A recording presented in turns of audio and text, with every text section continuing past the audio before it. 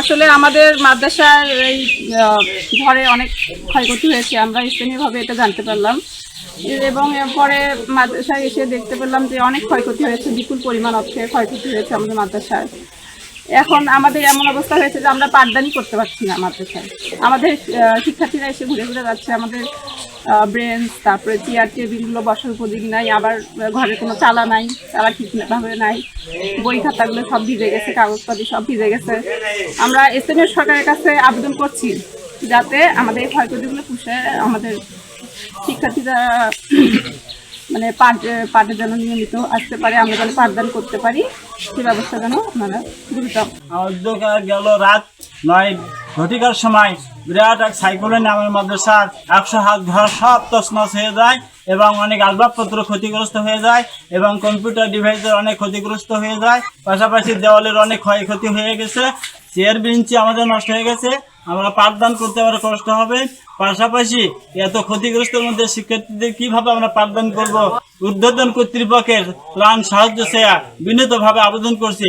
আমাদের গোবিন্দগঞ্জ, গাইবান্ধা সকল ডিপার্টমেন্টে আমাদের সরকারি কর্মকর্তাদের অনুরোধ করবো আমাদের প্রতিষ্ঠানের দিকে সুদৃষ্টি রাখার জন্য। যে ঐতিহ্যবাহী এই বাউলা মাদ্রাসার যে ক্ষতি হয়েছে এবং এই পুরাতন মাদ্রাসাটার আজ পর্যন্ত সরকারিভাবে কোনো একটা বিদ্যালয় বিল্ডিং গড়ে ওঠেনি।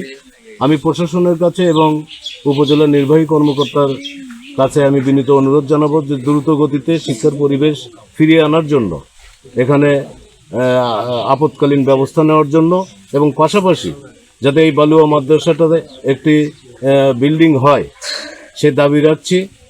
গতকাল রাত 9টায় যে ঝড়টা হয়েছে, ঝড়ে আমাদের প্রতিষ্ঠানে অনেক ক্ষয়ক্ষতি হয়েছে, বেঞ্চের ক্ষয়ক্ষতি হয়েছে, চালা এই পর্যায়ে আমরা ক্লাস নিতে পারছি না, ছাত্রছাত্রী এসে ফিরে যাচ্ছে, আমরা বুঝতে পারছি না ঠিকভাবে।